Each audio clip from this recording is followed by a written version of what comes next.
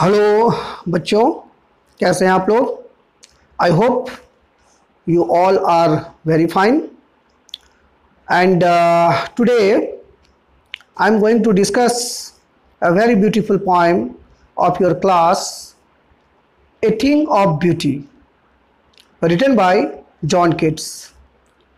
In this video I will discuss all the aspects, all those things which you need to know about this poem.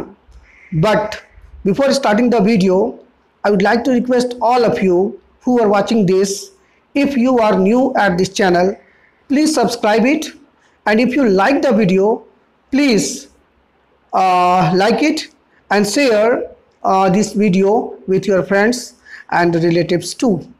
And I hope you will enjoy this video, and I also request all of you to watch the complete video if you want to know exactly what is given in this poem, and if you want to get a very good marks in your next coming board exam, then you must watch this video completely. Okay guys, तो प्यारे बच्चों, आज ये जो video है ये मैं dedicate कर रहा हूँ इस पोइम को, जिसका नाम है ए थिंग ऑफ ब्यूटी।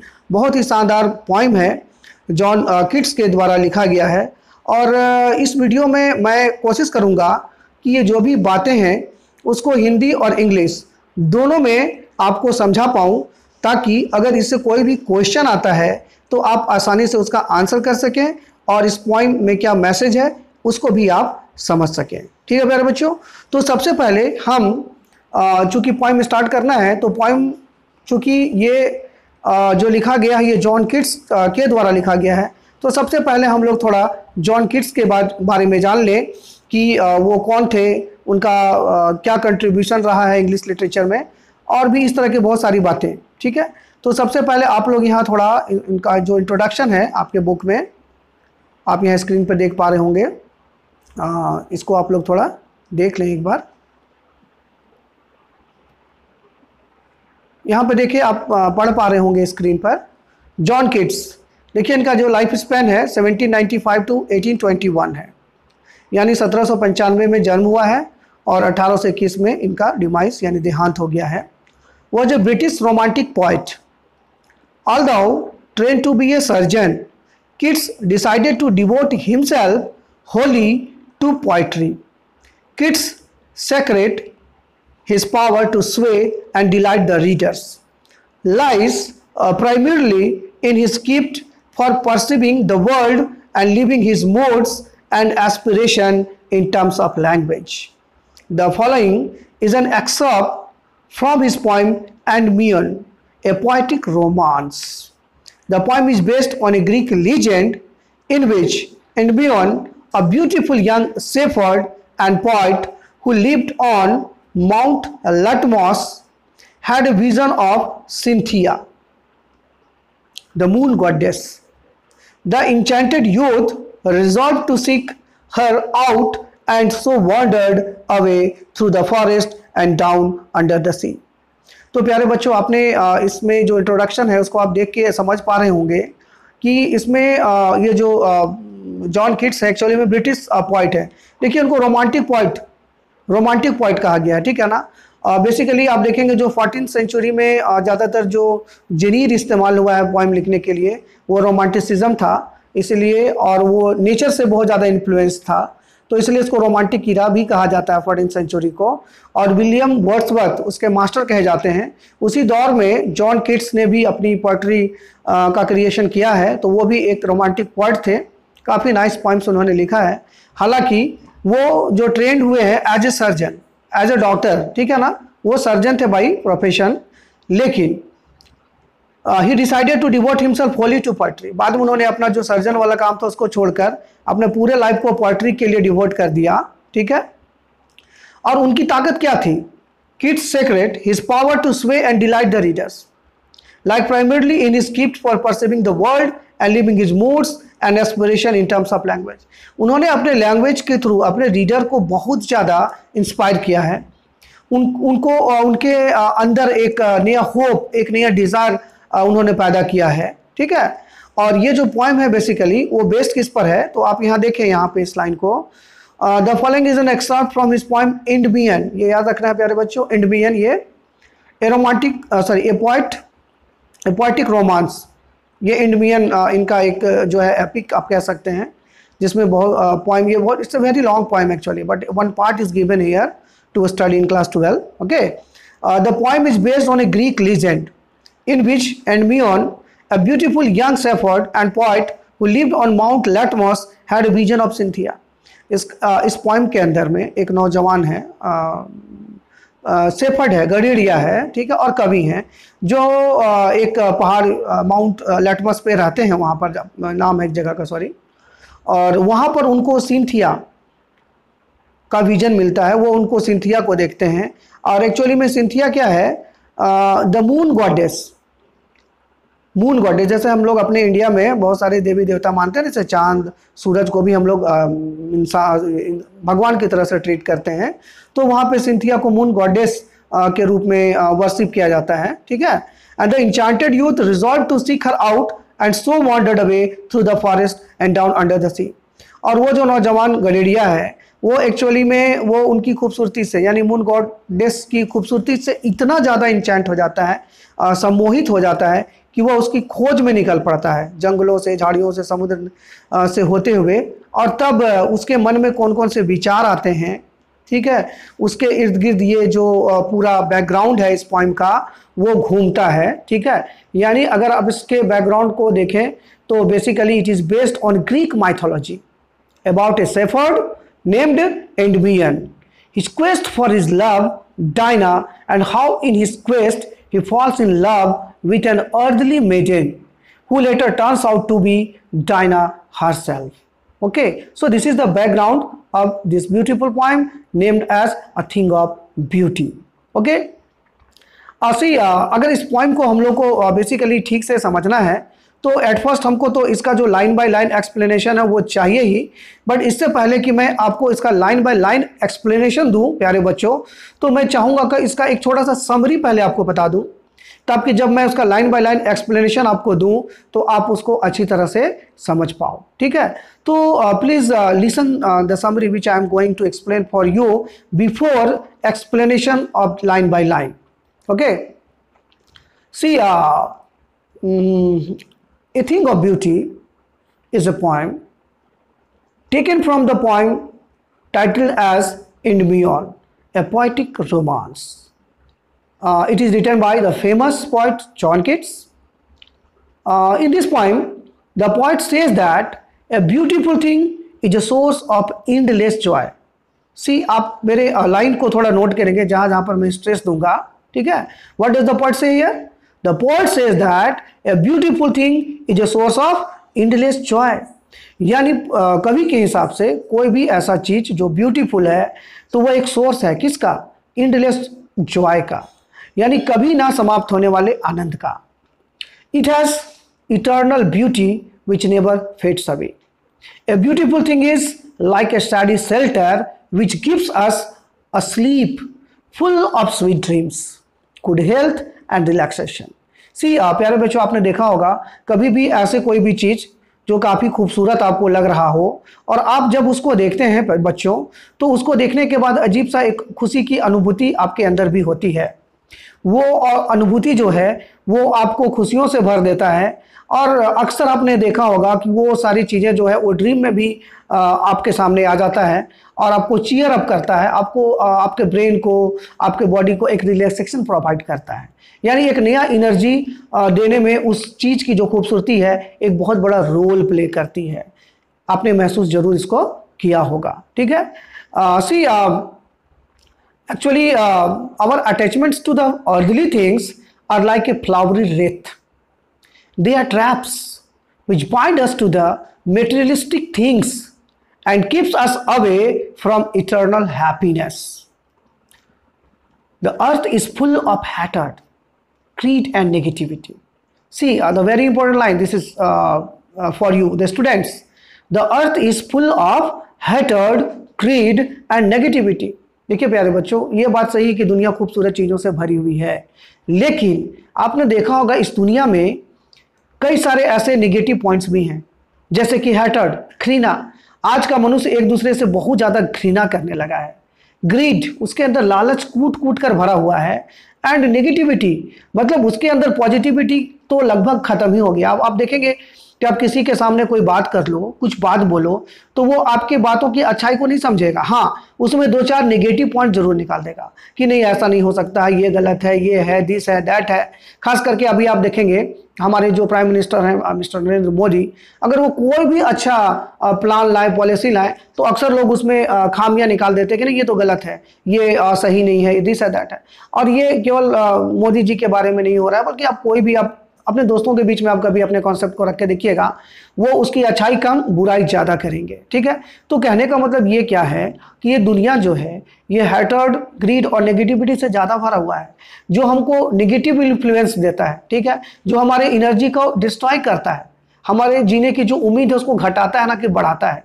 तो फिर ऐसे मुश्किल क्षणों में भी जो खूबसूरती है जो नेचर ने हमें प्रोवाइड किया है, वो खूबसूरत चीज़ें जो है वो हमें एक नया एनर्जी भर देता है। ठीक है ना।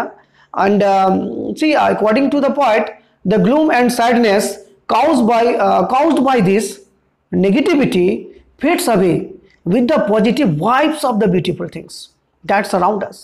यानी यहाँ पे कवि का ये कहना है कि हमारे अंदर लाख नेगेटिविटी हो, लाख हैटर्ड हो, लाख ग्रीड हो, लेकिन हमारी चारों तरफ की जो दुनिया है वो एक्चुअली में इतनी खूबसूरत है कि उनसे जो पॉजिटिविटी मिलता है, उससे जो एनर्जी मिलता है, ये हमें जीने का एक नया होप प्रोवाइड करता है। ठीक है बच्चों, और कवि ने इस पॉइंट में कई सारे ऐसी चीजें हैं जो आपको काउंट करवाई हैं। ओके ना। The point list out some of the beautiful things that surround us, as the saying goes, beauty lies in the eyes of the beholder। He says that the numerous creation of God, like the sun which gives us energy, the moon's beauty, the trees which give us shade, are the natural beauties around us। The various animals like the sheep that surround us make our world lively। The pretty flowers like daffodils make the world green and lively। The flowing streams of water cool and refresh us in the hot summer। The forests which are full of the pretty musk rose flowers are a beautiful sight to the eye। All these are the things of beauty। Also, the stories of the brave soldiers who laid their lives to protect their people are beautiful and inspiring। These beautiful things are like a fountain of immortality bestowed upon us by God। They inspire us to live on and maintain our faith in goodness। Okay, so this is a small summary you can say of this poem, but I think this is not adequate to know what the poet actually wants to convey with the help of this poem to us। So I will now going to explain the things which are given in this poem one by one for you, and I will try to convince you about the beauty। See, सबसे पहले प्यारे बच्चों आप देखें, एक concept मैं आपको यहाँ देना चाह रहा हूँ कि इससे पहले कि मैं पोइम को लाइन बाय लाइन आपके लिए एक्सप्लेन करूँ, एक कॉन्सेप्ट क्या चीज़ है उसको आप समझें। अब अगर इस प्यारे बच्चों आप इसका देखो, आप इसके फर्स्ट लाइन को देखो। ठीक है, आप इसके लाइन को यहाँ पर देखो। A thing of beauty is a joy for ever, its loveliness increases, it will never pass into nothingness, but will keep a bower quiet for us and a sleep. सबसे पहले यहाँ पर एक चीज़ जो आपको बहुत ज़रूरी है जानना, उसका एक लाइन और देख लें यहाँ पर, full of sweet dreams and health and quite और ब्रीथिंग। तो ये जो स्टेंजा है प्यारे बच्चों, ये जो यहाँ से लेकर ये स्टेंजा आप यहाँ तक देख लो सबसे पहले। ठीक है, तो इस स्टेंजा में आप जो मैं आपको बात कहना चाह रहा था, बात ये था यहाँ पर कि देखें कोई भी चीज़ जो है बच्चों, वो चीज़ खूबसूरत तो होता है, लेकिन उसकी खूबसूरती जो है वो हमेशा के लिए उसमें होती नहीं। और ये कोई ज़रूरी नहीं है कि जो खूबसूरत चीज़ भगवान ने बनाया वो सबको खूबसूरत भी लगे। मेरी बातें हो सकता है थोड़ा अटपटा आपको शुरू में लगेगा, लेकिन मैं थोड़ा एक एग्जांपल आपको दूँ। देखिए हम लोग सब रेड रोज देखते हैं, लाल गुलाब, और देखने के साथ ही मन बड़ा खुश हो जाता है एकदम उसकी खूबसूरती को देखकर, उसकी बनावट को देखकर। और यही कारण है कि अक्सर आप देखेंगे जो लव कपल्स होते हैं, लव बर्ड्स होते हैं, वो अक्सर किसी भी ओकेजन में अपने एक दूसरे को रोज़ देकर ग्रीट करते हैं और अपनी जो प्रेम है, अपना जो प्यार है, लव है, सिंपैथी, अफेक्शन जो भी कहें, उसका इजहार करते हैं। लेकिन मेरा एक क्वेश्चन है यहाँ पर, क्वेश्चन ये है प्यारे बच्चों कि मान लो किसी कारण से आपका मूड ठीक नहीं है, ठीक है, आप घर में कोई प्रॉब्लम हो गया है और ऐसे में कोई दोस्त आके आपको एक बहुत खूबसूरत सा गुलाब देता है, तो क्या आप वो जो गुलाब की खूबसूरती है आपको उस समय उसको आप फील कर पाओगे क्या? आप मन आपका चिड़चिड़ा रहा है, आप एकदम गुस्से में हो, कोई चीज़ करने का मन नहीं कर रहा, दुखी हो अंदर से, और कोई आपको लाके गुलाब फूल दे रहा है, तो आप क्या करेंगे? गुलाब फूल लेंगे? हो सकता है उसको दो चार तमाचा भी जड़ सकते हैं आप गुस्सा से कि एक तो मेरा मूड खराब है, हम इतना दुखी है, हमको फूल देके खुश करने की कोशिश कर रहा है। मेरे कहने का मतलब ये है कि अब ये गुलाब है, उसमें खूबसूरती है, तो सबको खूबसूरत ही लगे, ये कोई जरूरी नहीं है।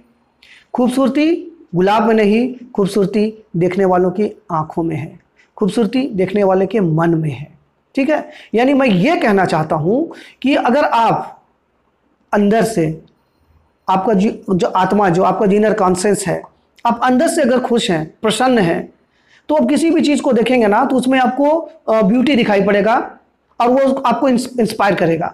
लेकिन अगर आपका मूड ठीक नहीं है, आप दुखी हैं, किसी वजह से परेशान हैं, तो इसमें जो अच्छी बातें भी अगर आपको कोई बताएगा, अच्छी चीज़ भी कोई आपको दिखाएगा, खूबसूरत नज़ारा को भी आप देखेंगे, तो उससे आपको कोई भी खुशी नहीं मिलने जा रही है।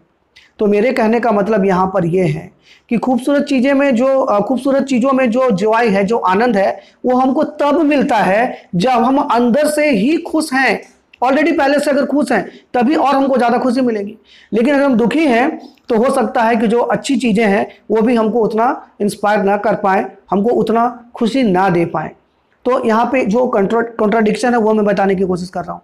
कभी यहाँ पे कह रहे हैं कि जो खूबसूरत चीज़ है उसकी जो खूबसूरती वो कभी नष्ट नहीं हो सकती, और वो लवलीनेस को हमेशा इंक्रीज करता है, बढ़ाता है, और ये कभी भी फेड नहीं होता है, ठीक है। और ये सच भी है, जो खूबसूरत है वो खूबसूरत तो रहेगा, लेकिन क्या वो खूबसूरती सभी के लिए एक समान है? क्या नहीं है। अगर आप देखिए कोई कवि है, उसको एक खतरनाक डेंजर सांप भी दिखाई पड़ता है, तो वो बैठ के कॉपी कलम निकाल के उसके ऊपर कविता लिखने लगता है, और उसके उस सांप के जो चमचमाता बॉडी है उसमें भी उसको खूबसूरती नजर आती है। लेकिन एक साधारण सा आदमी के सामने अगर कोई सांप आ जाए तो क्या सांप में उसको कोई खूबसूरती दिखाई पड़ेगी? क्या वो डर जाएगा, भयभीत हो जाएगा, वहां से भागेगा, चिल्लाएगा। मेरे कहने का मतलब है कि चीज़ें एक हैं, देखने वाले अनेक हैं, लेकिन सब कोई उसको अलग अलग ढंग से देखते हैं, अलग अलग तरीके से देखते हैं, ठीक है। तो ब्यूटीफुल जो चीज़ें हैं उसमें ब्यूटी है, लेकिन वो ब्यूटी सबको दिखाई पड़ ही जाए ऐसा नहीं है। कवि की आंखें जो चीज़ ढूंढ लेती हैं प्रकृति में, हम साधारण मनुष्य उसको नहीं देख पाते हैं। साइंटिस्ट की आंखें जो चीज़ ढूंढ लेता है एक एटम के अंदर, हम साधारण मनुष्य उसको नहीं देख सकते हैं। तो कहने का मतलब क्या है, अगर वास्तव में किसी चीज़ को देखना है, समझना है, तो हमारे पास वो आंखें भी होनी चाहिए ताकि उसकी खूबसूरती को हम महसूस कर सकें, ठीक है। खैर, तो यहाँ पे जो कवि हैं उनका कहना क्या है? यहाँ पर जो कवि है उसका कहना ये है कि a thing of beauty is a joy forever. It means that the poet says that beauty stays forever. It never fades away. Rather, it increases with the passing time. The perception of the poet regarding beauty is that it never goes off with the passing time. Rather, it beautifies more and more. For the poet, beauty is like a beautiful shady tree under whose shade all the creatures can sleep peacefully and enjoy good health. See, प्यारे बच्चों, यहाँ पे कवि ने आपको ये कहने का प्रयास किया है कि जो खूबसूरत चीज़ें हैं उसकी खूबसूरती तो कभी नष्ट होती नहीं है, समय के साथ साथ उसकी जो खूबसूरती है वो बढ़ती चली जाती है, ठीक है। And it will never pass into nothingness, यानी कभी भी खूबसूरती बेकार नहीं होती है प्यारे बच्चों, ठीक है। और जब भी, अब यहाँ पर देखिए एक वर्ड आया है यहाँ पे, बावर क्वाइट, ठीक है। तो ये जो बावर है, बावर का मतलब क्या होता है? बावर का मतलब होता है शैड, समझते हैं? शैड, छाया, ठीक है, छाया, ठीक है। तो ये जैसे मान लीजिए कि गर्मी का सीजन है और आप अगर बहुत धूप में कहीं जा रहे हैं, मान लो बहुत बहुत गर्मी लग रही है, थके हुए हैं, परेशान हैं, तो आप क्या करते हैं, एक पेड़ के नीचे जाके शरण ले लेते हैं। ठीक है, तो वो जो पेड़ है उसका जो छाया है, यहाँ पे बावर जो कहा गया है, तो बावर का मतलब यहाँ पे मैंने क्या आपको बताया, ठीक है, a shady place under the tree, यानी किसी पेड़ के नीचे का सैडी प्लेस, यानी shady place under a tree, under a tree, यानी एक घना पेड़ है तो उसके नीचे जो छायादार जगह होता है इसको बावर कहा जाता है। ठीक है, तो a bower quiet for us and sleep full of sweet dreams, यानी जब खूबसूरत चीज़ों को देखते हैं तो ठीक उस प्रकार से हमें वो खुशी देता है जिस तरह से गर्मी के सीजन में एक छायादार पेड़ के नीचे खड़े हो जाने पर हमको जो आनंद प्राप्त होता है, वही आनंद हमें ये खूबसूरत चीज़ें प्रदान करता है। यहाँ तक कि हमें अच्छे स्वप्न दिखाता है, गहरी नींद में ले जाता है, हमारे स्वास्थ्य को बेहतर बनाता है। ठीक है, यानी हमें जीने की एक नई उम्मीद भी प्रोवाइड करता है। ठीक है बच्चों, तो ये जो स्टेंजा आप यहाँ पर देख पा रहे हैं, यहाँ से लेकर यहाँ तक मैंने आपको ये बात बताई है। ठीक है, सॉरी, यहाँ से लेकर ये जो लाइन्स है, full of sweet dreams and health and quite breathing, तो ये जो स्टेंजा है, इस स्टेंजा में सिर्फ इतनी बातें कही गई हैं कि कवि के हिसाब से जो खूबसूरत चीज़ें हैं उसकी जो खूबसूरती है वो हमेशा के लिए आनंद देती है। इसका जो खूबसूरती है वो दिनों दिन बढ़ता चला जाता है, ये व्यर्थ नहीं होता और ये हमें बहुत ज़्यादा सुकून देता है और हमारे हेल्थ को इम्प्रूव करता है, हमें जीने की एक नई ललक पैदा करता है और हमें शांति और ट्रैंक्विलिटी, पीस प्रोवाइड करता है। ठीक है, यानी कहने का मतलब जो खूबसूरत चीज़ें हैं वो जो है वो हमेशा के लिए हमारे लिए एक जॉय का स्रोत है। ठीक है प्यारे बच्चों, अगर आप यहाँ पे ये जो स्टेंजा है, अगर इसका आप राइमिंग स्कीम देखें, ठीक है, तो आप देखो इसका जो लास्ट लाइन है ये है फॉर एवर, वर्ड है फॉर एवर। अगर आप इसको ए मान लो, ठीक है, फिर नेवर, प्रोनाउंसिएशन सेम है, इसको भी आप ए कह सकते हो। ठीक है, ये भी ए हो गया। लेकिन देखो सेकंड वाला जो ये जो लाइन है वो कीप है और ये स्लीप है, ये दोनों का प्रोनाउंसिएशन एक साथ है, ये बी भी आप इसको कह सकते हो। ठीक है, और फिर इसका जो लास्ट लाइन है इसका प्रोनाउंसिएशन बिल्कुल क्वाइट डिफरेंट है। तो प्यारे बच्चों, यहाँ जो राइमिंग स्कीम बन रहा है इस स्टेंजा का जो राइमिंग स्कीम बन रहा है वो बन रहा है ए, अब ध्यान से देखें, यहाँ पे मैंने लिखा हुआ है ए बी बी सी, ये राइमिंग स्कीम इसका यहाँ पर तैयार हो रहा है। ठीक है, अच्छा, नेक्स्ट बात जो इस स्टेंजा के अंदर आपको और देखने को मिलेगा, ठीक है, वो नेक्स्ट चीज जो है, इसमें कई सारे पोएटिक डिवाइस का इस्तेमाल किया गया है। ठीक है, जो पहला जो पोएटिक डिवाइस इसके अंदर इस्तेमाल हुआ है वो है प्यारे बच्चों एलिट्रेशन, एलिट्रेशन। ठीक है, ये पहला पोएटिक डिवाइस एलिट्रेशन यूज हुआ है। देखिए एलिट्रेशन का मतलब क्या है, सबसे पहले मैं आपको ये समझा दूं एलिट्रेशन होता क्या है।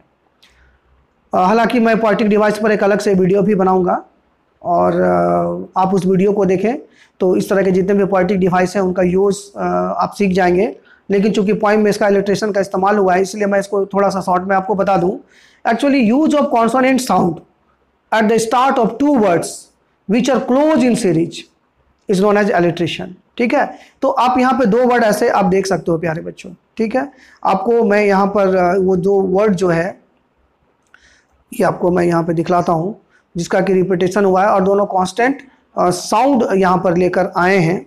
यहाँ पर देखें ये जो है स्लीप, ठीक है, स्लीप, और इसके साथ आपका यहाँ पर देखिए स्वीट, तो स्लीप स्वीट, स्लीप स्वीट, दोनों एस यानी कॉन्सोनेंट साइन से कॉन्सोनेंट साउंड से ये यहाँ पर स्टार्टिंग हो रहा है। ठीक है, तो ये स्लीप और स्वीट जो है ये एलिट्रेशन को बता रहा है, यानी यहाँ पे जॉन किट्स ने एलिट्रेशन का इस्तेमाल किया है। ठीक है, दूसरा जो इसमें पोएटिक डिवाइस इस्तेमाल हुआ है प्यारे बच्चों वो है मेटाफर। ठीक है, वो क्या है, वो है मेटाफर। दूसरा इस स्टेंजा के अंदर जो पोएटिक डिवाइस इस्तेमाल हुआ है वो है मेटाफर। अब ये मेटाफर क्या है प्यारे बच्चों, see metaphor is the comparison between two things, यानी अगर कोई दो चीज़ों को जब हम कंपेयर करते हैं, ठीक है, तो उस कंपैरिजन को जनरली हम लोग मेटाफर कहते हैं। डिटेल में आप उस वीडियो को देखेंगे तो आपको पूरा समझ में आएगा, क्योंकि बहुत ज़्यादा डिटेल दूंगा तो वीडियो काफ़ी लंबा हो जाएगा प्यारे बच्चों, ठीक है। तो सेकंड जो यहाँ पे मतलब इस्तेमाल किया गया पोएटिक डिवाइस वो है मेटाफर। और यहाँ पे मेटाफर कहाँ यूज़ हुआ है मैं इसके लिए आपको बता दूँ। आप यहाँ पर इस लाइन को देखें प्यारे बच्चों, इस लाइन को आप देखेंगे यहाँ पे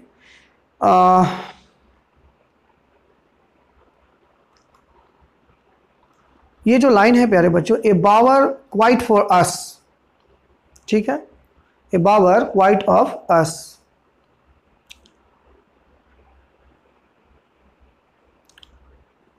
इसकी तुलना किससे की गई है? इसकी तुलना जो है वो थिंग ऑफ ब्यूटी से की गई है। यानी कोई ऐसी चीज़ जो काफ़ी खूबसूरत है वो हमको कितना खुशी देता है, तो खुशी हमको कितना देता है, किस कैसे कंपैरिजन किया हुआ है? तो उसका कंपैरिजन इससे हुआ है कि ये बावर क्वाइट फॉर अस, यानी एक गर्मी के मौसम में जब घना छायादार वृक्ष के नीचे जब हम जाते हैं और थके मांदे होते हैं, और तब जो हमको सुकून मिलता है, जो खुशी मिलती है, जो आनंद मिलता है, वही आनंद हमें एक खूबसूरत चीज़ को देखने से मिलता है। तो यहाँ पे जो कंपैरिजन है थिंग ऑफ ब्यूटी का ए बावर क्वाइट से, यहाँ पर मेटाफर का इस्तेमाल किया गया है, ठीक है बच्चों।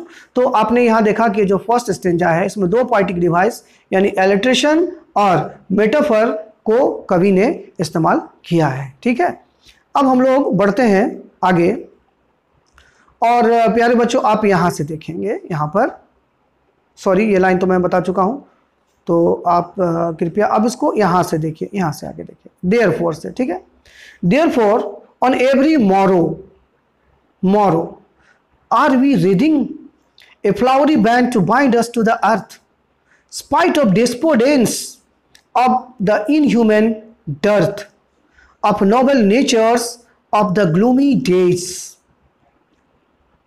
of all the unhealthy and over darkened ways, made for our searching eyes, in spite of all, some shape of beauty moves away the pall from our dark spirits। यहां तक हम लोग अभी डिस्कस करेंगे प्यारे बच्चों, ठीक है। यानी therefore on every morrow, Morrow का मतलब क्या होता है बच्चों? मॉरो का मतलब होता है द फॉलोइंग डे, यानी जो आने वाला, टुमारो। टुमारो को यहाँ पे पोएट ने मॉरो लिखा है, ठीक है।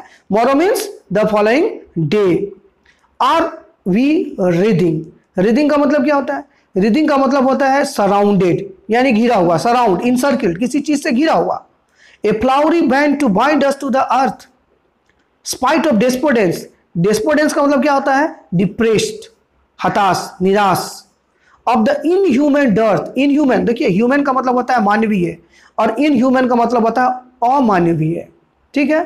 ऑफ नोबल नेचर, नेचर को नोबल कहा गया है, ठीक है। Of the gloomy days, gloomy, तो ग्लूमी का मतलब क्या होता है बच्चों? सैड, ठीक है, दुखी को ग्लूमी कहते हैं, दुख से भरा हुआ दिन, यानी ग्लूमी है यहाँ पे।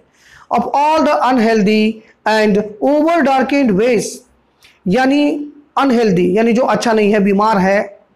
ओवर डार्केंड, जहां पे चारों तरफ केवल अंधकार है। Made for our searching, yes in spite of all, some same of beauty moves away the pall from our dark spirits, यानी हमारे हृदय के ऊपर केवल और केवल इन सारे नेगेटिव चीज़ों का साया है, अंधकार है, कवर है। लेकिन ये जो खूबसूरत चीज़ें हैं उनमें जो खूबसूरती है, beauty moves away the Paul, इसके ऊपर जो ये पॉल है, उस पॉल को ये खूबसूरत चीज़ें जो है वो हटा देती हैं, ठीक है। यानी what does the poet want to say with this lines? Very simply the poet says here, every day it is the beauty which fills us the spirit to live. It is the beauty which builds the desire in us to live. Through there are sad moments and cruel people around us. So here the poet wants to say that without beauty the earth will be full of cruel people, sad and gloomy moments. It is the beauty which created by God which helps us to remove the sadness from our hearts। यानी प्यारे बच्चों यहाँ कवि का ये कहना है, ये जो लाइंस मैंने अभी यहाँ पे पढ़ा आप लोगों के लिए, यहाँ से लेकर यहाँ तक, तो इस लाइंस के थ्रू कवि ने आपको ये समझाने का प्रयास किया है कि हम जो है ये हमारे चारों तरफ का जो ऑरा है, जो आवरण है, वो नेगेटिव चीज़ों से घिरा हुआ है। हम हताशा, निराशा, दुख, इनह्यूमन चीज़ों से घिरे हुए हैं। हमारी जो ज़िंदगी, हमारे जो डेज हैं, वो उसमें अंधकार ज़्यादा है, रोशनी कम है। इंसान जो है वो अच्छे इंसान कम है, बुरे इंसान की मात्रा जो है वो बढ़ते जा रही है। यानी चारों तरफ एक नेगेटिविटी हमारे तरफ क्रिएट हो गया है। फिर भी हम में जीने की जो ललक है वो कम नहीं हो रही है। तो क्यों नहीं हो रही है, इसके पीछे का वजह क्या है? तो इसके पीछे का जो वजह है प्यारे बच्चों, वो है थिंग ऑफ ब्यूटी। यानी ये जो सूरज है, चांद है, सितारे हैं, खूबसूरत वादियाँ हैं, पहाड़ हैं, हरे भरे पेड़ पौधे हैं, फूलों से रंग बिरंगे फूलों से लदे हुए जो वृक्ष हैं, जो हमें खुशी प्रदान करते हैं और हमें जीने की एक नई इच्छा प्रोवाइड करते हैं। तो ये सारे जो नेगेटिविटी है उसको दूर करके हम एक नया एनर्जी फील करते हैं और हमें हर दिन एक नई होप देते हैं, एक नई उम्मीद देते हैं कि जीवन बहुत अच्छा है, बहुत प्यारा है और इसे हमें यूं ही व्यर्थ नहीं गंवाना चाहिए। ठीक है बच्चों, अब यहाँ पे नेक्स्ट चीज़ देखेंगे, ये जो लाइन्स है, इन लाइन्स में कवि ने कई सारे जो लिटरेरी डिवाइस, जो पोएटिक डिवाइस है, उसका इस्तेमाल किया है। अब सबसे पहले मैं आपको उन पोएटिक डिवाइसेस के बारे में बता दूं। तो सबसे पहले इसमें आप यहाँ देखेंगे बच्चों, अभी इन लाइन्स के अंदर जो आपका जो लिटरेरी डिवाइस यूज हुआ है, इसमें पहले नंबर पर है एनाफोरा। ठीक है, ये एक लिटरेरी डिवाइस है एनाफोरा। एनाफोरा एक्चुअली क्या है? Use of same word in two consecutive lines.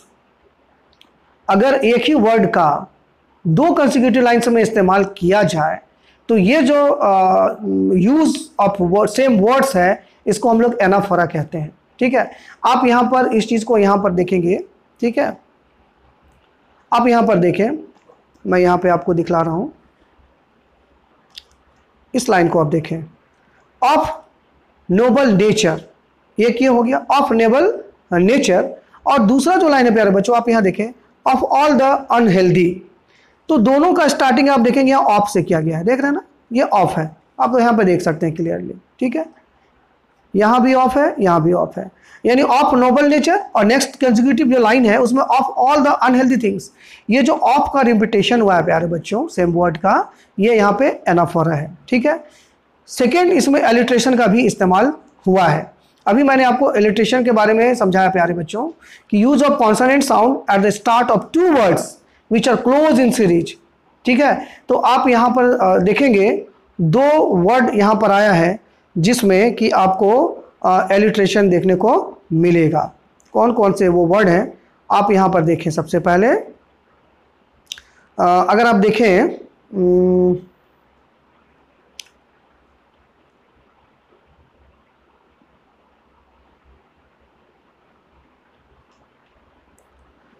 of noble nature of the gloomy days of all the unhealthy and over darkened noble।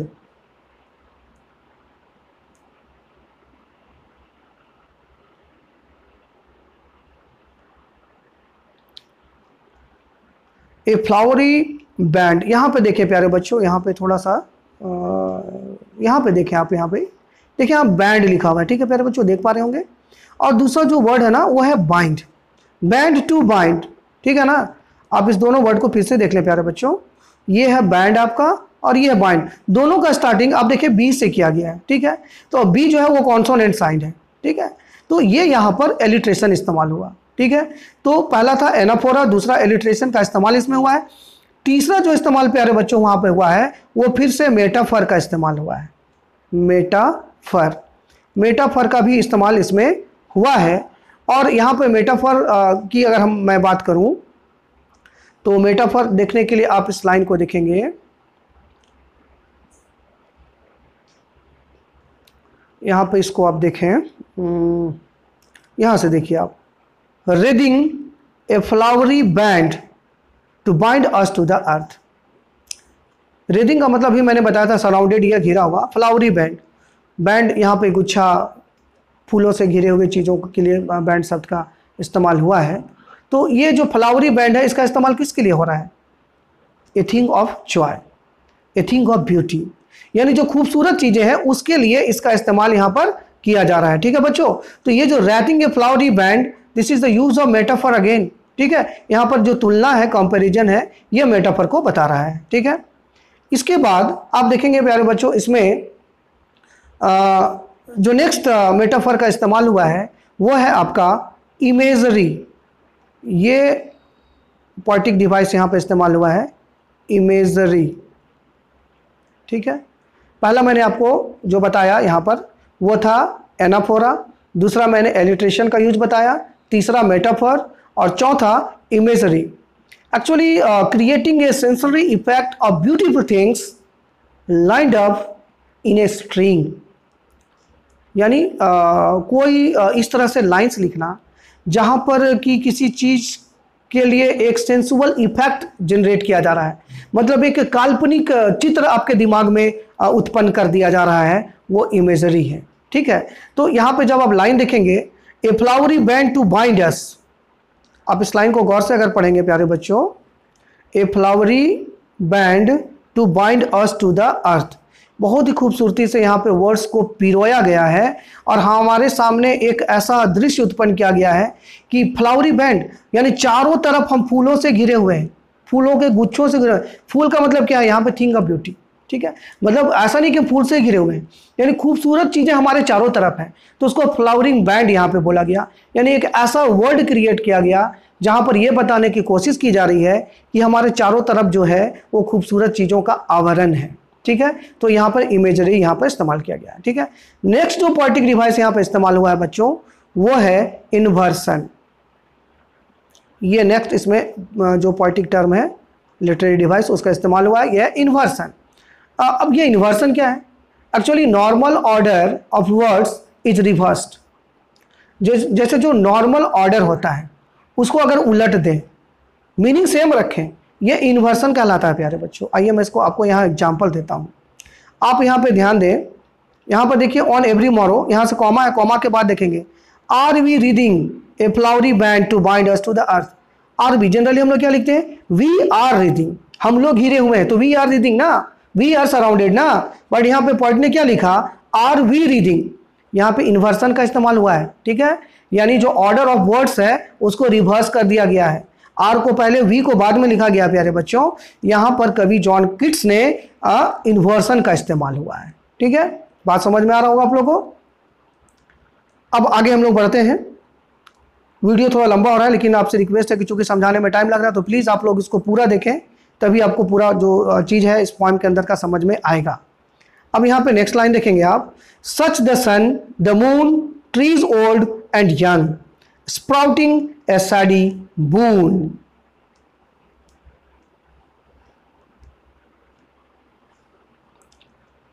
यहां देखें, for simple sheep and such are daffodils with the green world they live in and clear rills that for themselves a cooling covert make against the hot season the mid forest break।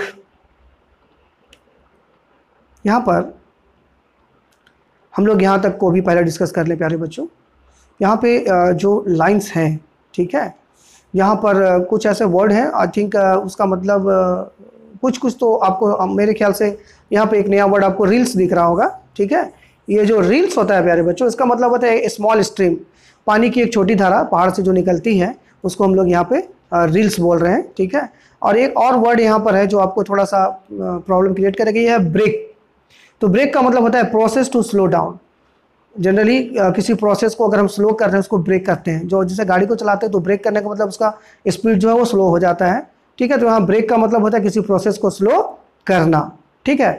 तो प्यारे बच्चों ये जो lines हम लोग यहाँ पर देख रहे हैं यहाँ तक, ये ब्रेक तक, तो actually here the point describes the beauty and beautiful things which are present on earth.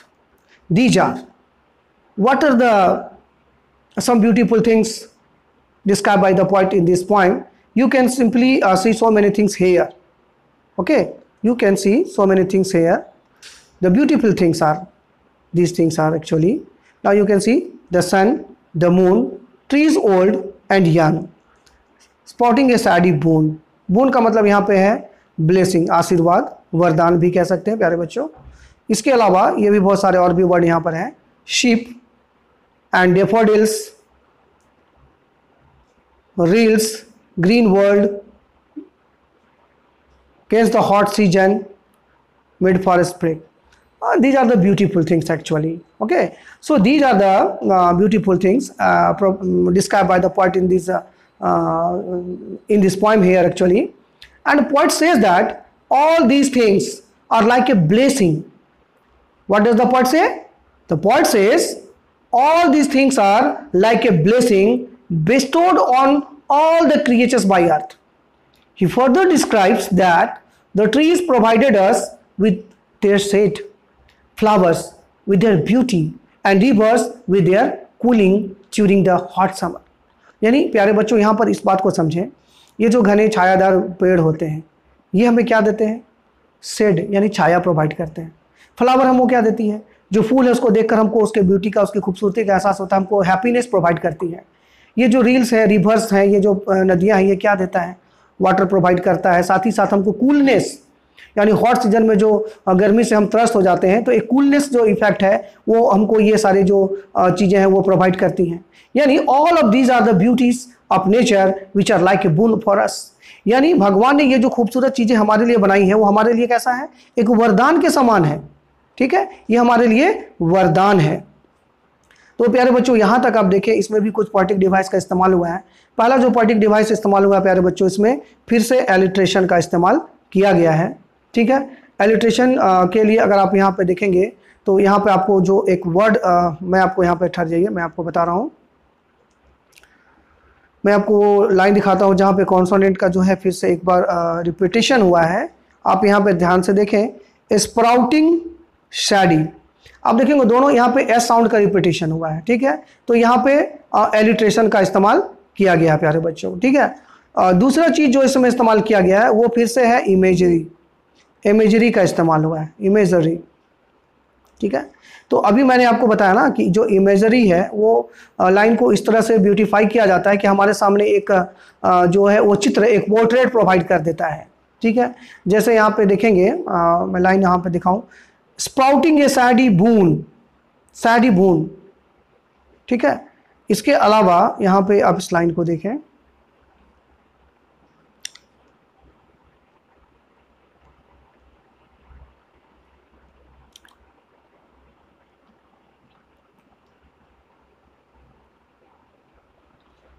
यहाँ पर for simple sheep and such are the daffodils with the green world they live in and clear reels.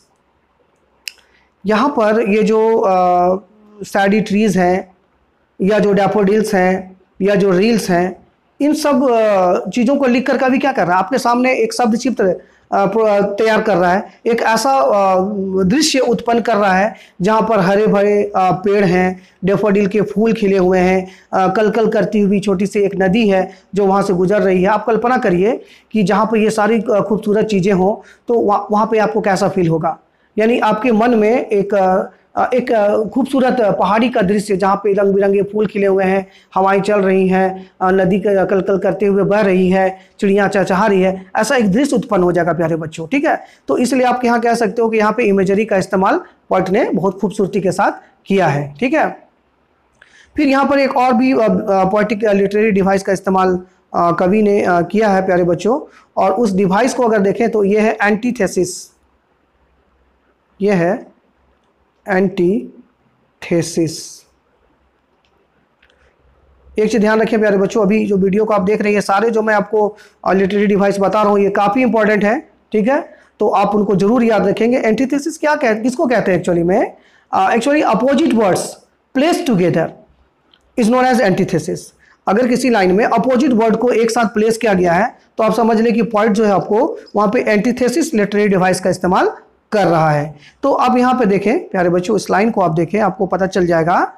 ये देखें यहाँ पे trees old and young, ये जो old और young है, ठीक है प्यारे बच्चों, अब ये अपोजिट वर्ड रखता है ना, ओल्ड मतलब पुराना या बूढ़ा, यंग मतलब नया यानी जवान, नौजवान जो भी कहें। तो यहाँ पे आप देखेंगे अपोजिट वर्ड का इस्तेमाल हुआ है।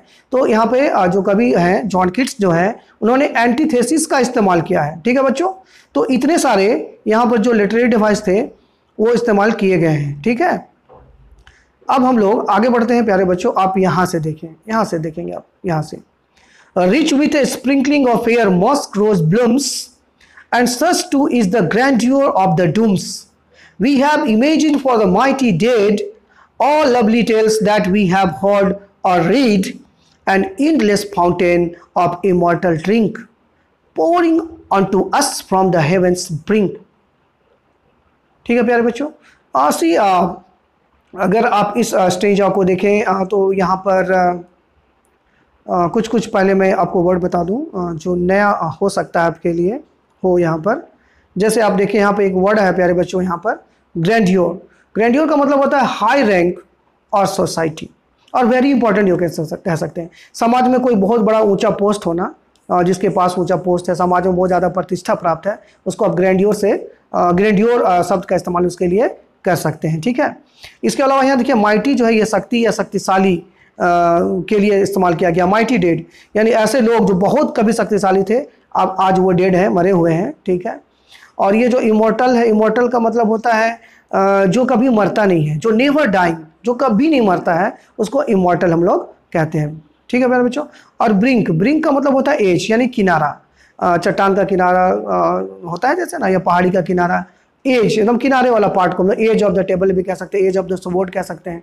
तो किसी चीज़ का जो किनारा वाला पार्ट है बच्चों, उसको एज यानी ब्रिंक यहाँ पर कहा जाता है। ठीक है, so in this lines what does the poet want to convey? See actually the poet further carries on with the description of the more beautiful things present on the earth, such as beautiful musk roses which have such a nice fragrance. Then he described the tales of the mighty warriors who laid their lives for their countries or for humanity. He says that these beautiful things are the gifts from God for all of us. They are like a nectar given by God to us, and these are those beauties which are immortal and give us a reason to live on this earth, despite having so many sorrows in our life. तो प्यारे बच्चों, यहाँ पर जो line है उससे कवि हमको क्या कहना चाह रहा है एक्चुअली में, आप यहाँ पर देखें ध्यान से फिर से।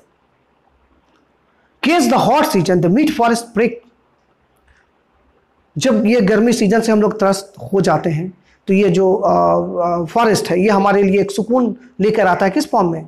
रेनी सीजन के रूप में। ठीक है, rich with sprinkling of fair musk rose blooms, और जब बरसात आती है तो ये शानदार मस्क रोजेस खिल जाते हैं, और उसकी जो फ्रेग्रेंस है वो इतनी अच्छी है कि हमें खुशी से भर देता है।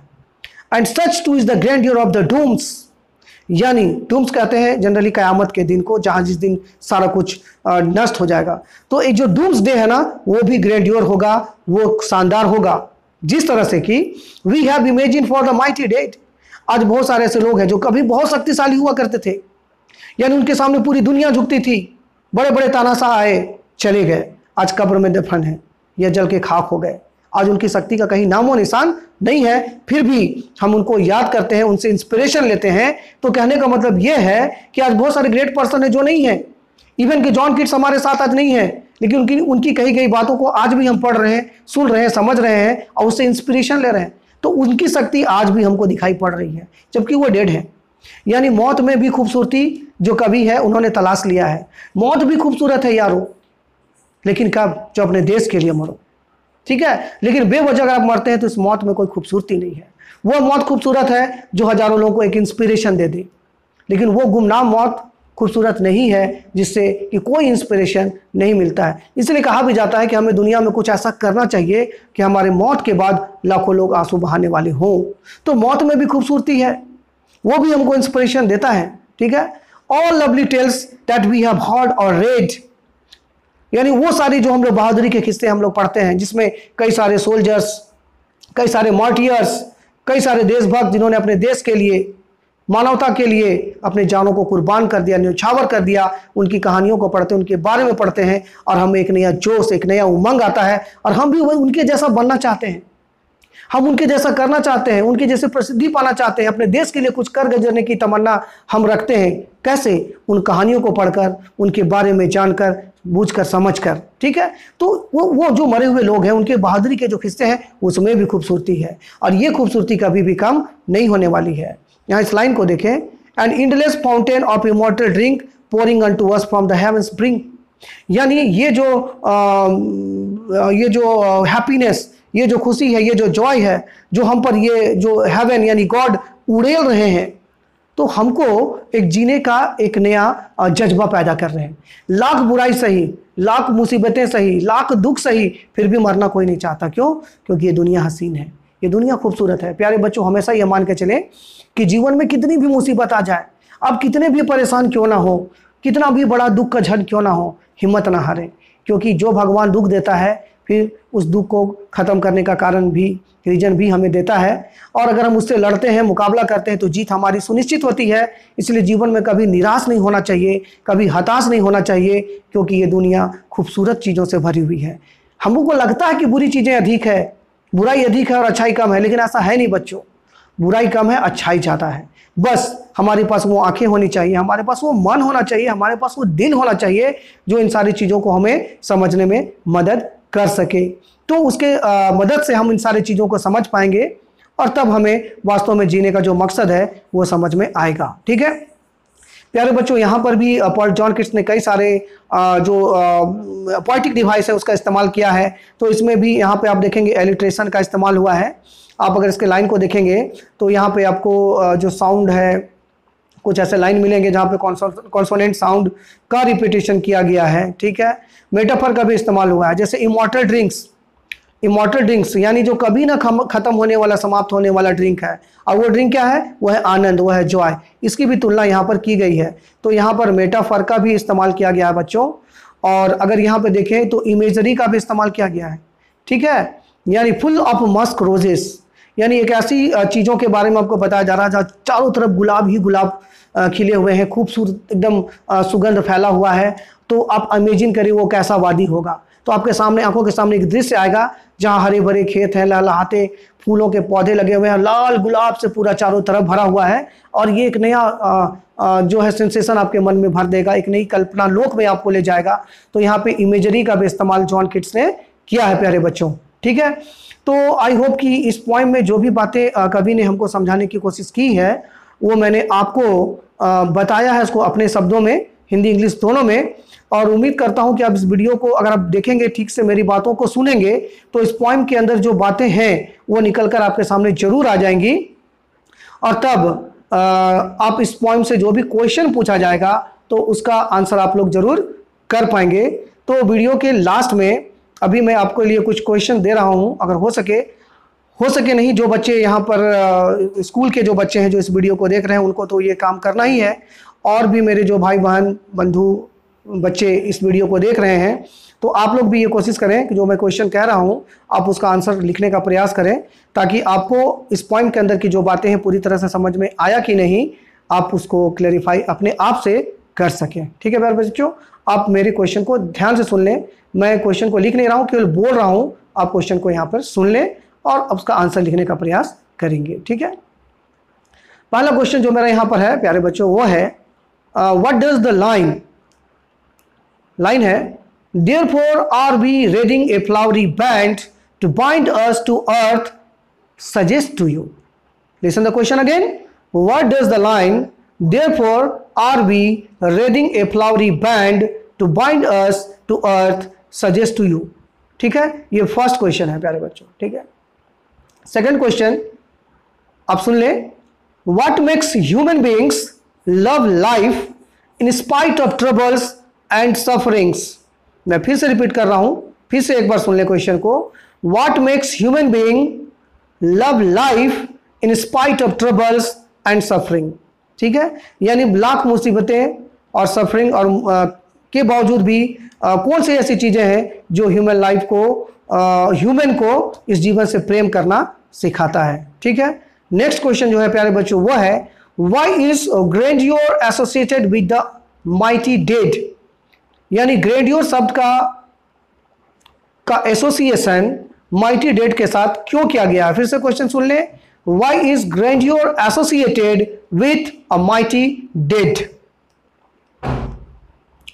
नाउ नेक्स्ट क्वेश्चन है, इसको क्वेश्चन को आप ध्यान से सुने प्यारे बच्चों। Do we experience things of beauty only for short moments और do they make a lasting impression on us. यानी किसी भी चीज़ की जो खूबसूरती है, ब्यूटी है, वो हमको कुछ क्षण के लिए खुशी देता है या उसका जो प्रभाव है वो जीवन पर्यंत रहता है। फिर से क्वेश्चन सुन ले प्यारे बच्चों, do we experience things of beauty only for short moments और do they make a lasting impression on us. Now last question, what image does the poet use to describe the beautiful bounty of the earth? कौन कौन से imaginary चीज़ों का इस्तेमाल या imagination का इस्तेमाल कवि ने इस पृथ्वी को खूबसूरती को, यानी कि ये धरती जो है खूबसूरत चीज़ों से भरी हुई है, को बताने के लिए किया है। फिर से क्वेश्चन सुन लें, what image does the poet use to describe the beautiful bounty of the earth? ठीक है प्यारे बच्चों, तो उम्मीद करता हूं कि ये वीडियो, ये पोइम आपको समझ में आया होगा और मैंने जो क्वेश्चन दिया है उस क्वेश्चंस को आप कॉपी में लिखें, उसे समझें। और इसके बावजूद भी अगर किसी क्वेश्चंस में अगर आपको कोई डाउट है तो आप कमेंट बॉक्स में कमेंट करें। वीडियो को लाइक जरूर करें प्यारे बच्चों। मैं ये देख रहा हूँ कि कई सारे बच्चे वीडियो को देखते हैं लेकिन वीडियो को लाइक नहीं करते हैं। तो actually I am trying my best, I am doing hard work to give you everything which you need. So please like the video and please subscribe this and share as much as you can among your friends and relatives too। तो प्यारे बच्चों, आज के इस video में इतना ही। फिर जल्द ही आपके सामने एक नए वीडियो के साथ हाजिर होऊंगा। तब तक के लिए मुझे इजाज़त दें और इस वीडियो को पूरा देखने के लिए बहुत बहुत धन्यवाद।